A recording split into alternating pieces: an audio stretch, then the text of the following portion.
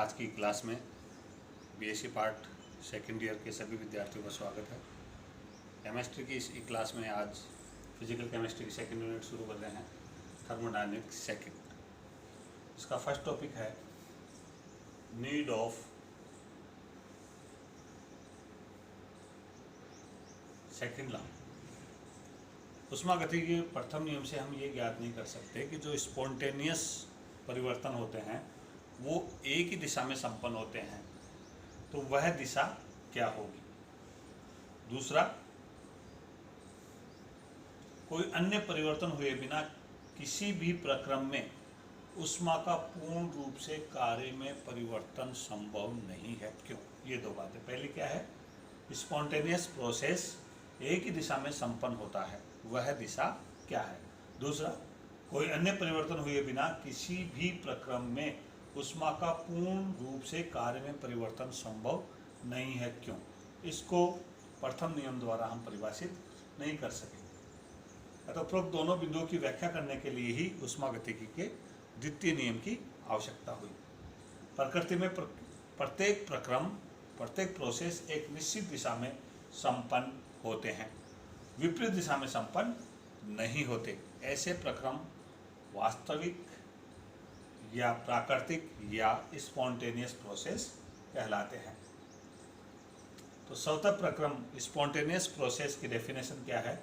ऐसा प्रक्रम, ऐसा प्रोसेस जिसमें तंत्र पर कोई बाह्य कार्य न किया जाए और वह बिना किसी बाहरी कार्य की सहायता से स्वतः ही संपन्न हो जाते हैं, स्वतः प्रक्रम कहलाते हैं। जैसे गैसों को देखें तो गैसें सदैव ही उच्च दाब से निम्न दाब की ओर प्रसारित होती है।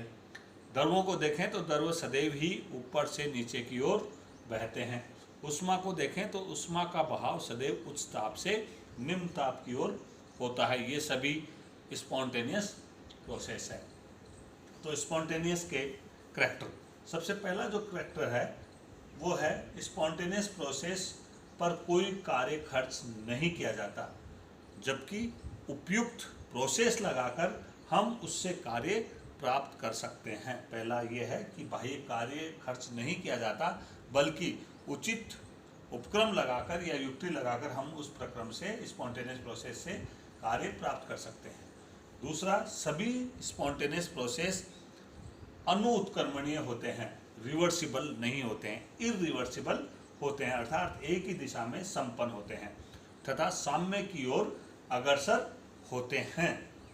थर्ड है, स्वतः प्रक्रम पर कार्य खर्च करके उसे विपरीत दिशा में संपन्न करवाया जा सकता है। हमें मालूम है स्पॉन्टेनियस प्रोसेस सदैव एक ही दिशा में, अग्र दिशा में संपन्न होते हैं, पक्ष दिशा में, विपरीत दिशा में संपन्न नहीं होते। लेकिन यहाँ देखें कि स्पॉन्टेनियस प्रोसेस पर भी अगर हम कार्य खर्च करें, कोई कार्य लगाएं, तो उसे विपरीत दिशा में संपन्न किया जा सकता है। फोर्थ, जो मोस्ट इम्पोर्टेंट है, वो है कि स्पॉन्टेनियस प्रोसेस के लिए डेल्टा जी का मान सदैव ऋणात्मक और डेल्टा एस का मान सदैव धनात्मक होता है। डेल्टा जी क्या है? यहाँ मुक्त ऊर्जा परिवर्तन, इसका मान सदैव ही ऋणात्मक होगा। और अगर एंट्रोपी परिवर्तन डेल्टा एस का मान धनात्मक है, ये दोनों मान है, तो प्रोसेस क्या है? स्पॉन्टेनियस प्रोसेस है। अगला पॉइंट है थर्मोडायनेमिक्स के सेकंड लॉ के विभिन्न कथन। एक ही परिभाषा नहीं है, अलग अलग। केल्विन वैज्ञानिक था, उसने अलग दी इसकी परिभाषा। क्लासियस था, उसने अलग दी इसकी परिभाषा। लेकिन वास्तव में हम देखें तो द्वितीय नियम के अनुसार हम देखें कि सभी प्राकृतिक या स्वतः प्रक्रम बिना किसी बाह्य कार्य के खर्च हुए बिना ही संपन्न होते हैं, अर्थात हम बाह्य कार्य लगाकर उसको संपन्न नहीं कर सकते, बिना बाह्य कार्य के ही संपन्न हो जाता है और उत्क्रमणीयता की ओर अग्रसर होता है। साथ ही कोई भी असंतत प्रक्रम तब तक, अनस्पॉन्टेनियस प्रोसेस तब तक संपन्न नहीं होते जब तक कि उस पर कोई बाह्य कार्य नहीं खर्च किया जाए।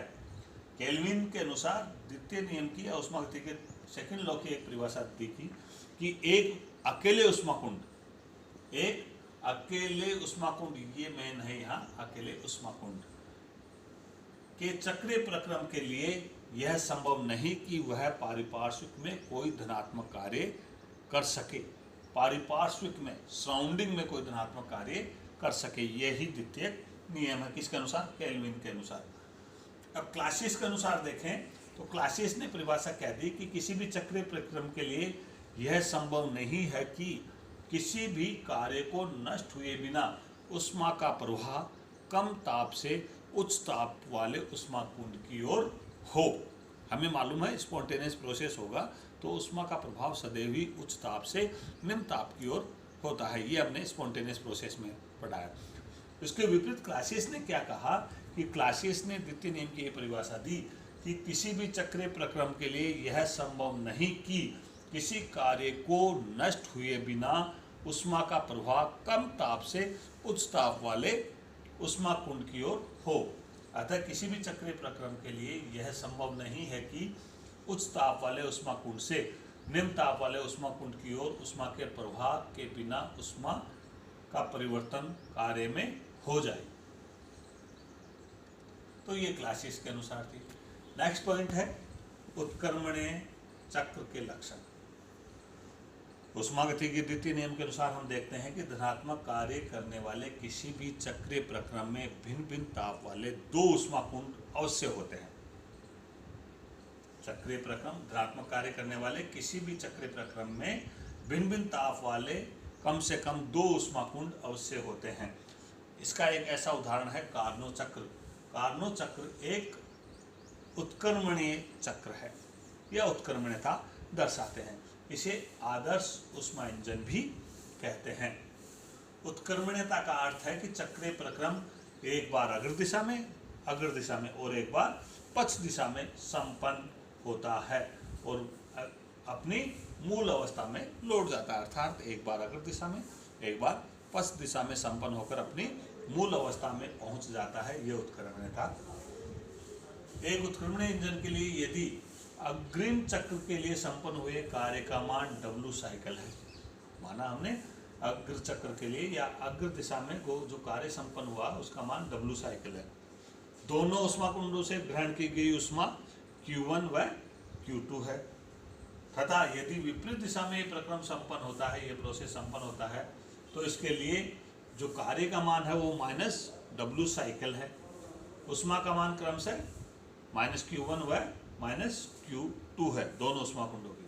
तो उत्क्रमणीय इंजन में अग्रिम चक्र के लिए संपन्न जो कार्य है वो होगा W साइकिल बराबर Q1 - Q2 और विपरीत चक्र के लिए ये निशान ही चेंज हो जाएंगे। -W साइकिल बराबर -Q1 माइनस और ये भी माइनस था माइनस प्लस Q2। तो समीकरण एक तो दर्शाता है किस कार्य को अग्र दिशा में जो प्रोसेस संपन्न हुआ है और समीकरण 2 है वो किस कार्य को दर्शाता है जो पश्च दिशा में संपन्न हुआ है। आज की क्लास में इतना ही। धन्यवाद। Thank you.